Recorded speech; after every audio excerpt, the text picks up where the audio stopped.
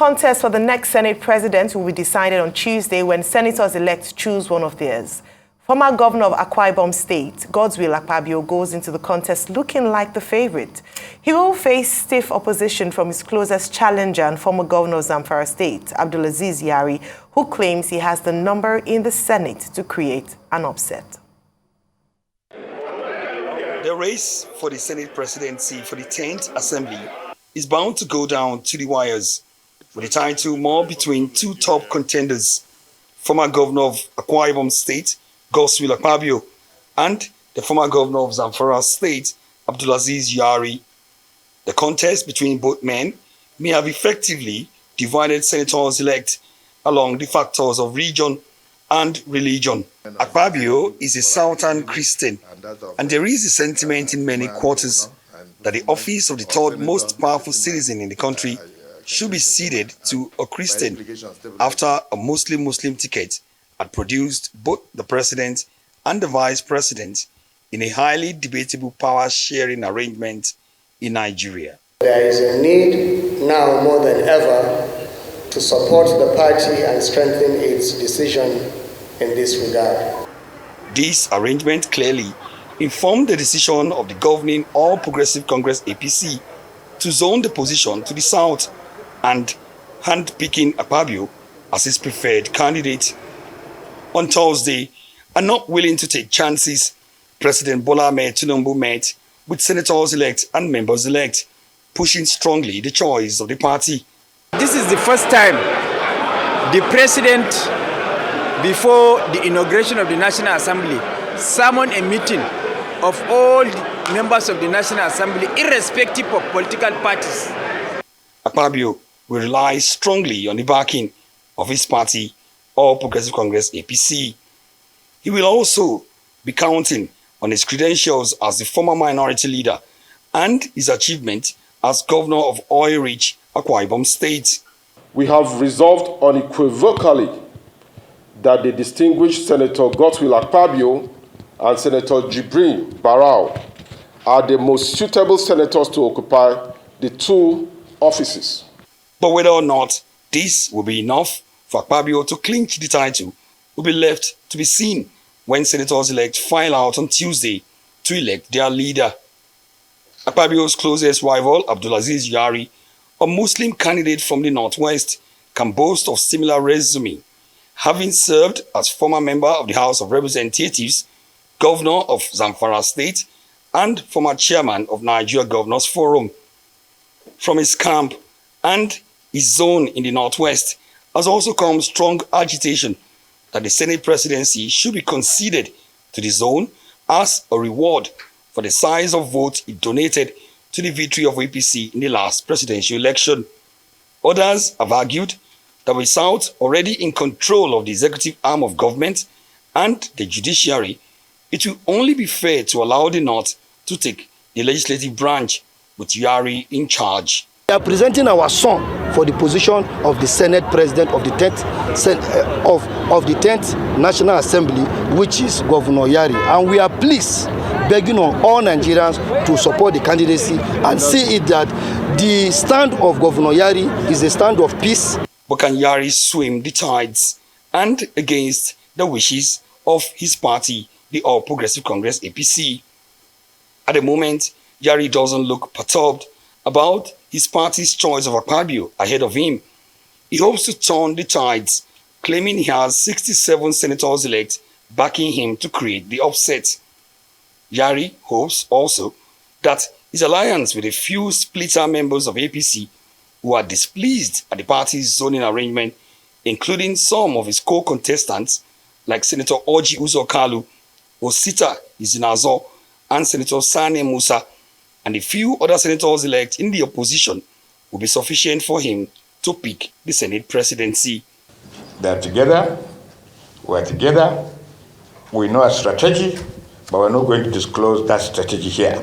In the politics of the National Assembly, everything is possible. Nothing is off the table. In the build-up is a nerving political horse trading, but what is unclear at the moment is if the alliance will stand when it matters. We are talking with Governor Yari. Our group and his group are talking. We are in intimate partnership and talk to make sure that no one zone can produce a Senate president. In terms of cash, both Akpabio and Yari have had enough to spend on what could be the toughest political campaign for the Senate presidency since 1999. Yari doesn't have the capacity. He doesn't have the capacity. He knows that he doesn't have the capacity. His only qualification now is that he has money. And that is more disgusting because the senators are not for sale. Akpabio looks the favorite going into the race with support from his party, APC, and the presidency. But with Yari pulling the strings, especially from his north, it could be anybody's game. Omo Bazwaye, Arise News. Well, joining us now to discuss further is Senator Opeyemi Bamidele, Senator representing Ekiti Central. Good morning and welcome to the morning show. Good morning. I'm happy to be here. Good morning, Senator Opeyemi Bamidele. Well, I'm sure you saw the video that we just showed. Doctor, morning. Morning. Good to hear from you again, Doctor. Good morning. Good morning. Good morning. Yeah. Rufai. Morning, sir. Thank you very much. I'm glad. How are you, sir? Yeah, fine, sir. You've been quoted as saying that there isn't likely to be tomorrow a repeat of the 2015 scenario. I read that in one of the newspapers. But how can you be so sure with Senator Abdulaziz Yari and others saying that the party cannot dictate and that they have their own supporters and that by tomorrow the party will see that it cannot impose its choices on the Senate? But you are so sure that the party's will prevail. How can you be so sure? Well, thank you, sir. I take that from two separate angles. One is from the angle of law. What does the law say? Who can contest election to be Senate President of the Federal Republic of Nigeria? And I start with that. We are doing things based on constitutional provisions. And for the understanding of the public of what is going to be happening tomorrow, I want to cite three separate provisions in our Constitution, the 1999 Constitution as amended. The first is Section 60 of our Constitution, which says the National Assembly, and specifically mention the Senate and the House of Reps, shall have power to regulate its own procedure. That's Section 60 of our Constitution. Then Section 64, subsection 3 of our Constitution says, a new president shall have the power of proclamation of a new National Assembly. And the third relevant section is Section 311 of our Constitution, which also provides that the standing orders of the outgoing National Assembly, of the outgoing Senate or House of Reps, shall be the standing order to be used in the election of the presiding officers at the inauguration of a new National Assembly. Now, following the provision of Section 60, which says we shall have power to regulate our own procedure, the Senate had made for itself some rules of engagement, which we call our standing order. Order 3, paragraph 2, 1 to 3 of the Senate Standing Order and Rules 2022 as amended is very explicit. It provides for ranking status, and it gives three categories. It enumerates three categories of senators for the purpose of the contest of election to be a presiding officer. Category A, returning senators, based on the number of times they have been elected, but returning senators. Once you are a senator forever. Then category B, provided for in order 3, also mention senators elect who had served in the House of Representatives before That's category B. Category C, senators-elect who are coming to the Senate for the first time, or to the National Assembly for the first time, who have never been elected. And again, that order makes it clear that for the purpose of being nominated to be a presiding officer, this ranking status shall apply. And it is meant to be interpreted in the disjunctive or exclusion approach. What do I mean by this? The first category has the first right of refusal.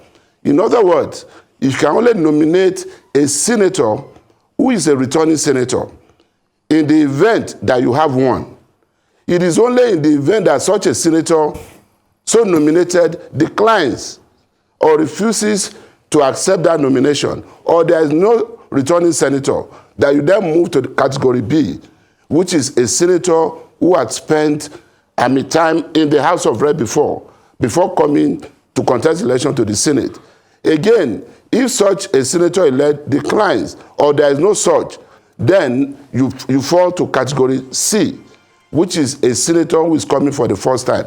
Why did we make these rules?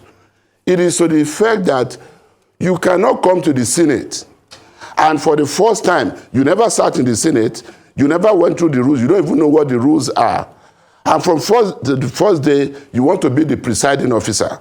Our rules are saying this can only happen where you don't have a ranking senator. This is consistent with global best practice, and we are not doing anything new. In the United States of America, which is the democracy we are trying to fashion ours after, they are even described as senior senators and junior senators. They are that explicit. They are there in our rules. So when I keep hearing people talk about Senator, Honorable Abdul Aziz Yari, senator-elect, and he keeps saying, oh, I served in the House of Reps before, I'm a ranking senator. No, his ranking status can only be in the House of Reps. If he were to have contested election to go back to the House of Reps, he'll be ranking.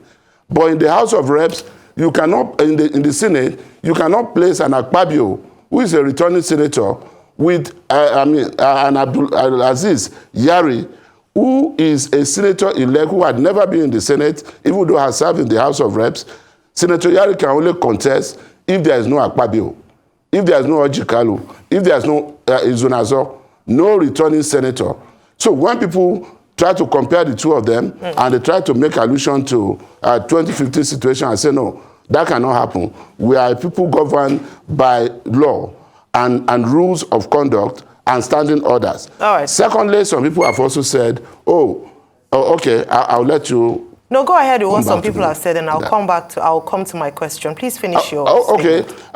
Some other people have also said they are supporting Honorable Abdulaziz Yari because they believe that the number one citizen is from the South, and the head of judiciary is also from the South, and they feel the head of the legislature should be from the North. The issues go far beyond that.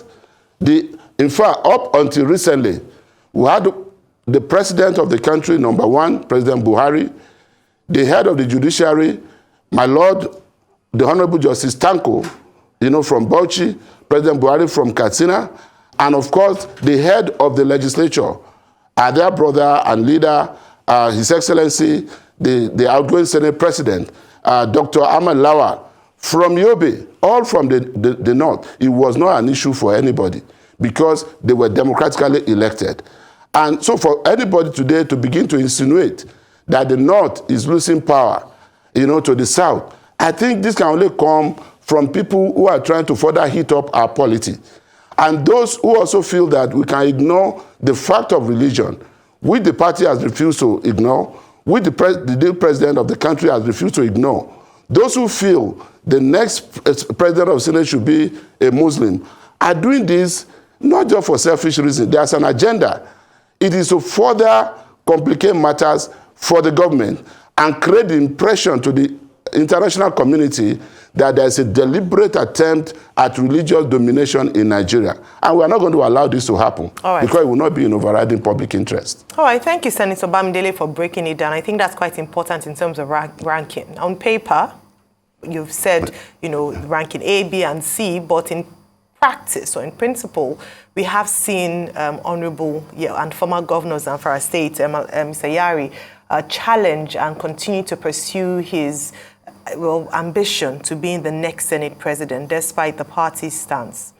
But I'd like you to tell us what happened, the outcome of the meeting with the president last week. The president had met with senators-elect and members-elect in, last week, Wednesday. And even though it was a closed-door meeting, we have had a few reports. Some reports say that he spoke strongly in favor of Senator Akpabio and Honorable Tajuddin Abbas, whilst others said he didn't want to interfere and people should vote in the interest of the nation. But what's your take from that meeting? And then how has it affected or impacted the chances of Senator Godswill Akpabio? Well, the president met with all of us, both, of course, senators-elect from across the 8 political parties, which is very novel and which was a very happy development. I also must emphasize that it was a very humbling approach adopted by Mr. President. He made an appeal. He wasn't speaking in favor of any particular person. He was speaking in favor of justice and equity in our country. He told everybody he had chosen a Muslim as a running mate. If Nigerians allowed us, by letting that happen in voting for him, now we are in control of what is happening. This is an election among just 109 people. And that's why you shouldn't worry about all the propaganda that is going on as to the number of senators each side has. In less than 24 hours, we'll be on the floor for the inauguration and for this voting. Nigerians will see in us an exhibition of a sense of justice and fair play. We cannot isolate the Muslim community and the Christian community. And you now have a situation where you have number 1, number 2, number 3, number 4, number 5 as Muslims. For the CJN, I don't talk about it because the Chief Justice of Nigeria got there by virtue of career progression. It could have happened. And it happened before. It's not happening for the first time.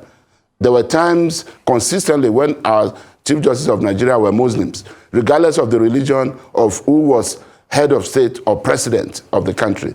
So that's not an issue.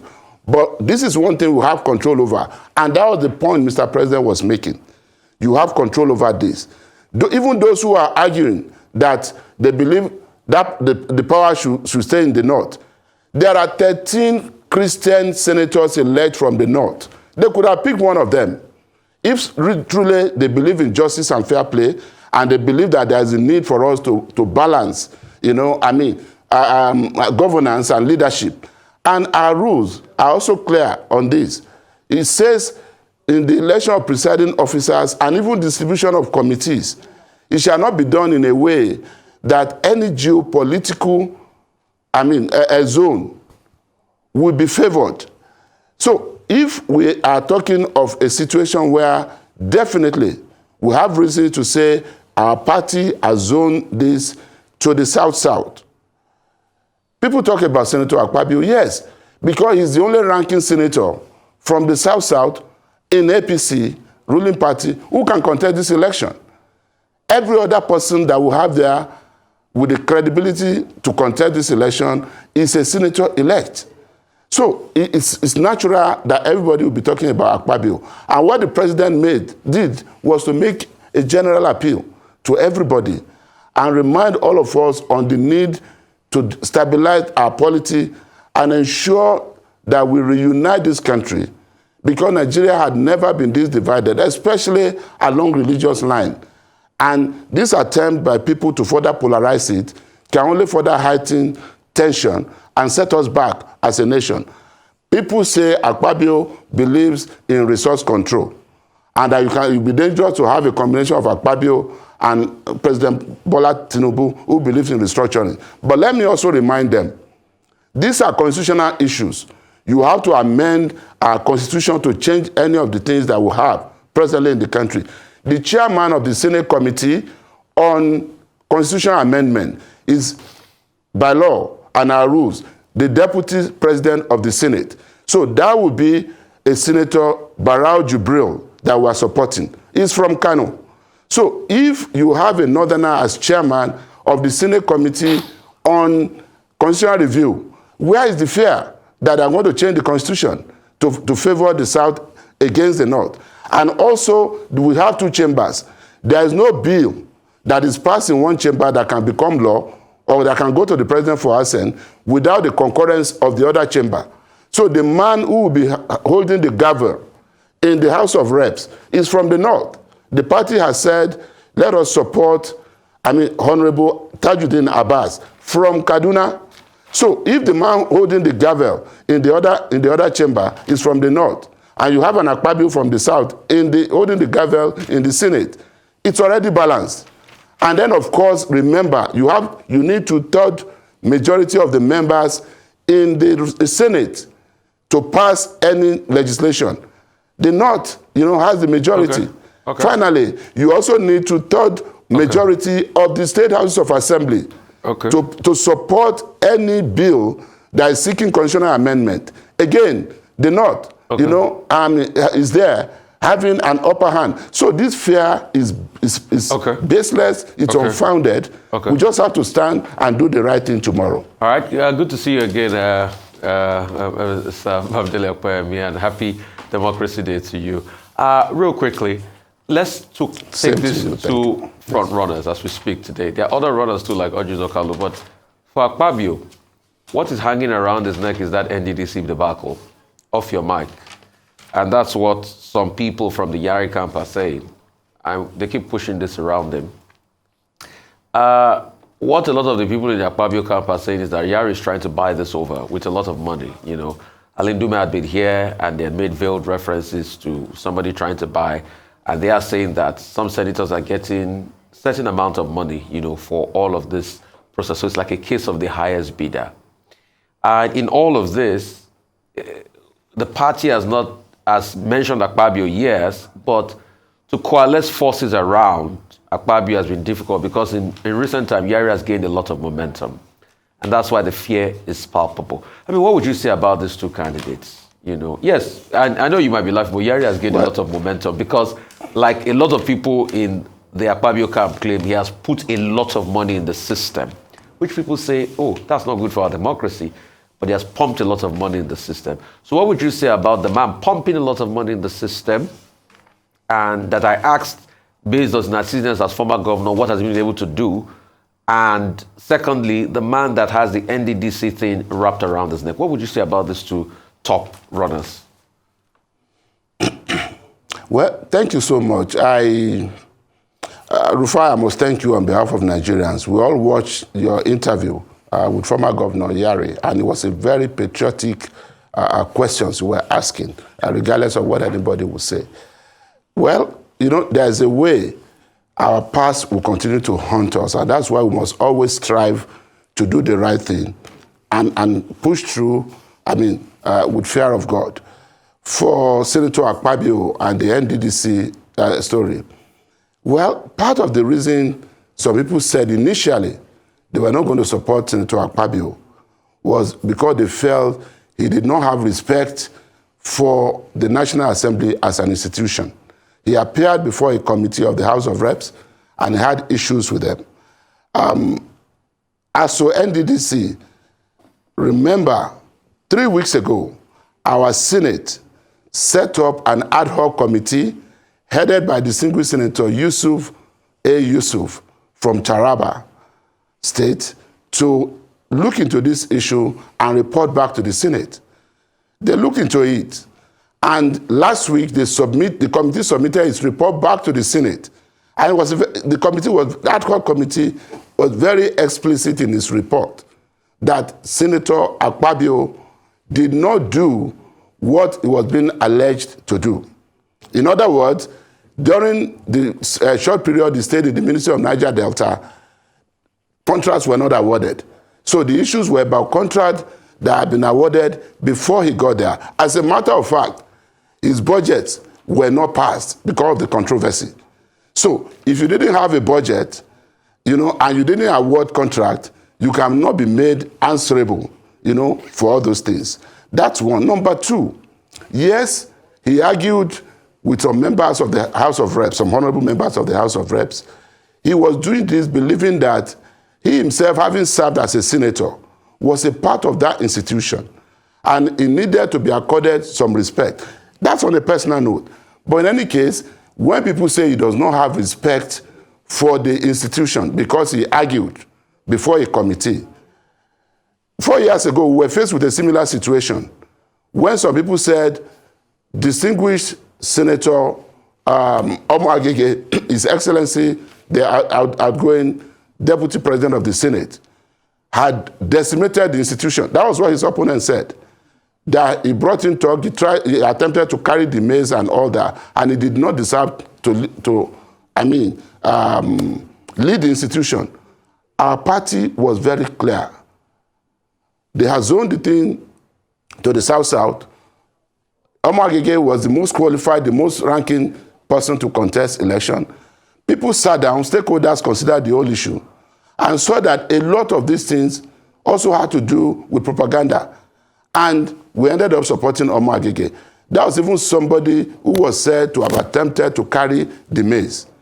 How do you relate that to somebody who was meant to have argued as a member of that institution too, former senator, who believed that he deserved, some respect and enjoy some privileges? That's by the way. But what is important is that the two gentlemen that you have mentioned, put side by side, for me, it's not even about the fact that Honorable Yari, former governor of Zamfara, is carrying money about. The issues even go beyond that.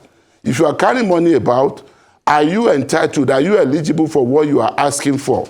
I'm insisting that on a point of law, Honorable Abdul Aziz Yari, as a senator-elect, cannot contest this election in the face of the presence of ranking senators who are in the race with him. It's very clear. And it's now for Nigerians to decide whether they will allow this kind of a flagrant violation of our constitution and the order, the regulations and rules of the Senate to be violated. It's now up even to the 57 Christians who are in the Senate now, who will be in the 10th Senate, who today are senators-elect, and who will be voting tomorrow. 57 Christian senators. It's up to them to decide whether they want to give this away and allow another Muslim. Because why are people trying to make an issue out of this? The likes of Honorable Yari are trying to provoke, further disunity and religious, disintegration of our country. I insist again, if it's so much about the North, and they mean so well in this camp, they should have picked one of those 13 Christian senators elect as their candidate for the Senate presidency. And I just believe that as much as possible, people will realize that all these things that we are doing, history is recording them. And everyone will decide on which side of history you want to be and you want to be remembered. These are things that should not happen in a decent environment. And we have a nascent democracy that has refused to grow because some people keep doing the wrong thing. But I can assure you once again, this is not going to happen tomorrow. All the claim about the Yari camp having 57 senators, 67 senators, whatever number of senators, my brother Rufai, I'll be happy to appear on this program after tomorrow, after the election, tomorrow, anytime. Then you get to understand better my point, that it's all propaganda. Senators elect know what to do, and by tomorrow, they will vote Akpabio. I have no doubt about that. It's not about God's will Akpabio. It's about justice. It's about fair play. It's about equity. It's about also ensuring that we do not allow anything that will make it look as if Nigeria is up, at ensuring religious domination in this country. Okay, Senator Bamidele, I would need you to assist us with some clarifications. You quoted Section 60. Nobody can argue about that. Yes.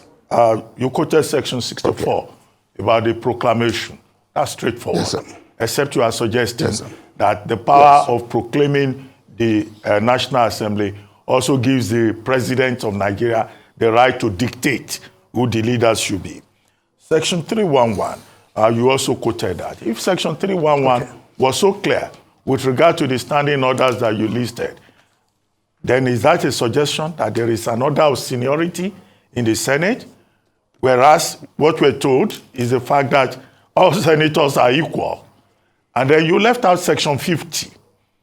There have been other persons who have been here who have said, look, Section 50 is the guiding principle here, as stated in the same Constitution.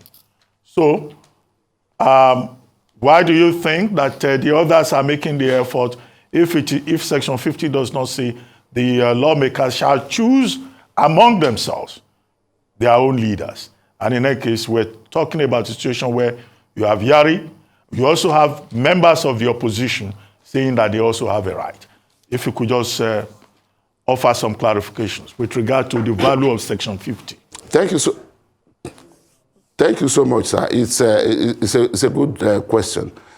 Section 50 does not in any way contradict Section 311. Section 50 says senators shall choose from among themselves one of them to become president, another one to become deputy president of the Senate. What the purport and the legislative intent of Section 50 is to distinguish our own democracy, our own brand of democracy, from that of the United States of America, where the vice president is the president of the Senate. Our own vice president will not be our president. We will choose from among ourselves. That is the purport of Section 50.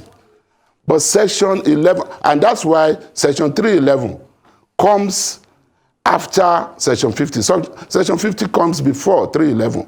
It just says you have to be a senator to be president or to be a presiding officer. Nobody is coming from another arm of government, to preside over us or over our affairs. That is how our forefathers wanted it. And for me, that's a better arrangement. But Section 311 comes later to now talk about ranking.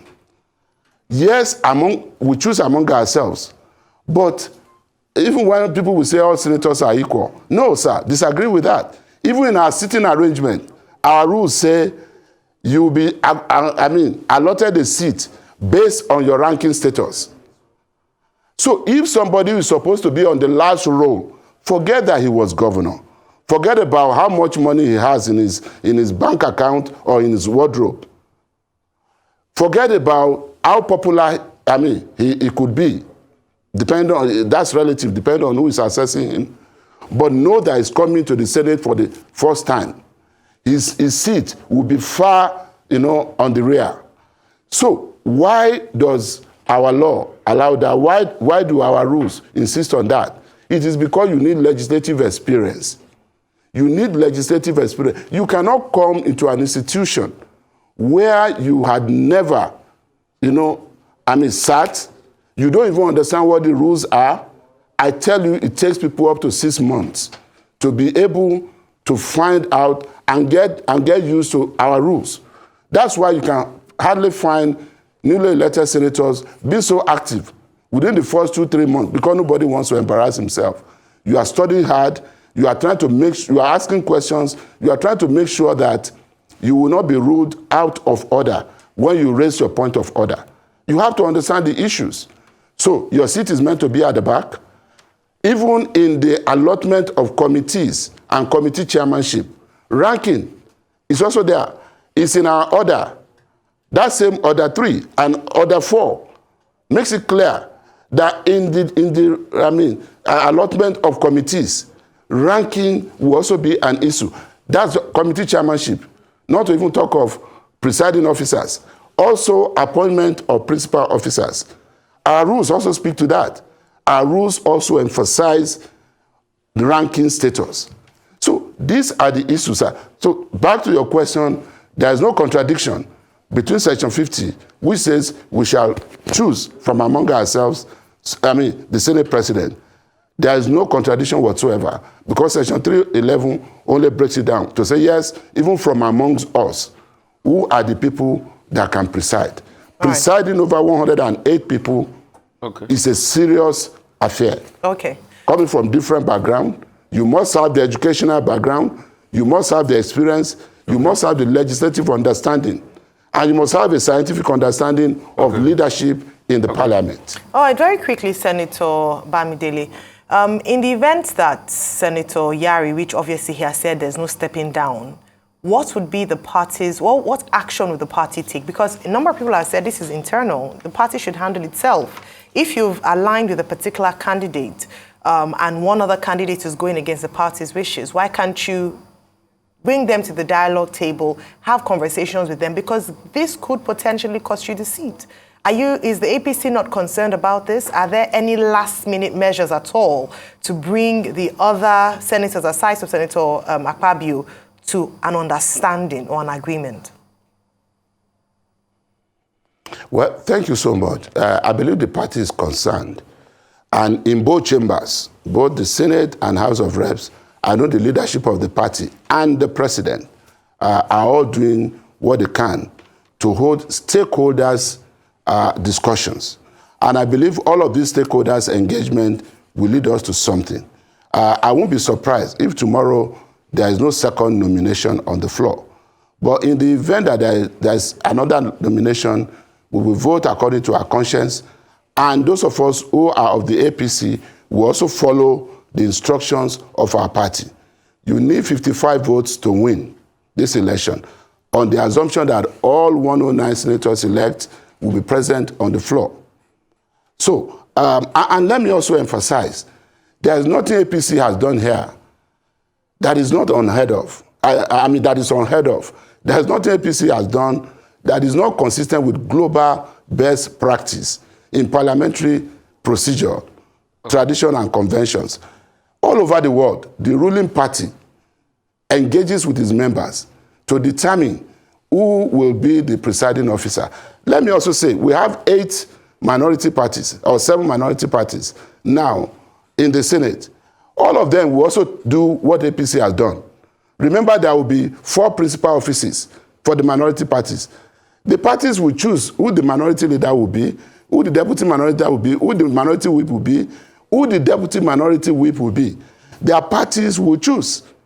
And mind you, beyond the 2 principal officers who will be elected tomorrow, our party will still have input in ensuring that the 4 additional principal officers who are meant to be appointed rather than elected, majority leader, deputy majority leader, majority whip, deputy majority whip, the party will still have an input. And they will still use some of these things, to negotiate. I'm sure negotiations are going on. Horse trading is going on. These issues will be resolved. But the ones that concern me are the ones that border on rule of law. Because I believe that our constitution should not be violated for any reason. Okay, Mr. Bamidele, Opeyemi, I hope after this last question, I ask you, we don't become enemies. And I'll ask you straight and pointedly. Leading up to this last election. That's consistent with your character. Yes. I'm used to that. Yes. Leading up to this last election, when people talked about the Muslim tickets, the APC said, the argument was the APC said religion doesn't matter. But now, all of a sudden, you now appreciate religious balancing because you now see the need for it. A lot of people are saying, and this is the argument being made in some quarters in the north, that is it not hypocrisy? Because all of a sudden you are saying religious, you used a particular word. You said Christian senators. So all of a sudden we now have Christian and Muslim senators for the same party at the presidential election that said religion does not matter. What's your take on that as we wrap up? Well, thank you so much, Rufai. Be rest assured we will not become enemies after this. You are my brother and friend forever. And you are doing this in national interest, and I appreciate that. You guys do the things you do out of patriotic concern for this country. Dr. Reuben Abati has been my friend and brother for many years. So when people talk about him sometimes, I try to even put up a defense because I believe somebody has to do what you guys are doing.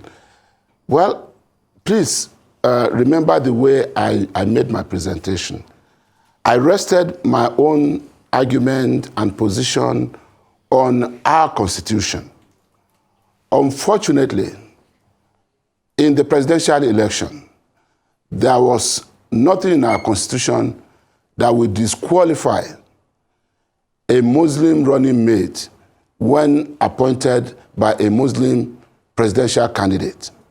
There is nothing in our Constitution that also stops a presidential candidate from nominating a Muslim or a running mate of the same faith. And this happens across the states. You can imagine how many of our 36 states where we have governorship candidates who are Christian and also nominated Christian running mates, or those who were Muslims and also nominated Muslim running mates. But it was an issue at the national level because people had to talk about this and people had legitimate concern and all that. All right. But today, the constitutional issues I'm raising are things that are very explicit. And they are different from a situation where the Constitution did not say anything or did not prevent it from happening.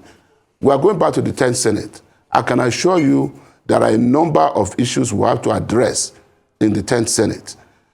There will even be fallout from the last election that we had and fallout from the way we have run our economy in the last 4 years especially. Because a lot needs to change. Even the electoral law that we just made for the country, we have to bring an electoral act amendment bill to the 10th Assembly for us to readdress a number of issues based on lapses that we saw, even though the law ensured a significant improvement, but it is not yet in Uhuru. And this is the reason you continue to have a parliament, because our laws are like human beings. They continue to grow based on realities and circumstances. If there will be no need to further amend the law, then there will be no need even for the parliament at all. So going back to that question, I just want to say that the situations are not exactly the same. And if it was a bad situation, let me put it that way, assuming without considering that it was a bad situation, then it should not repeat itself.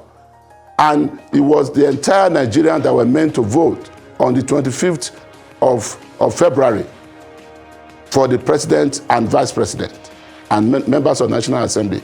Today is 109 senators that will vote. And we have to ensure that we do the right thing.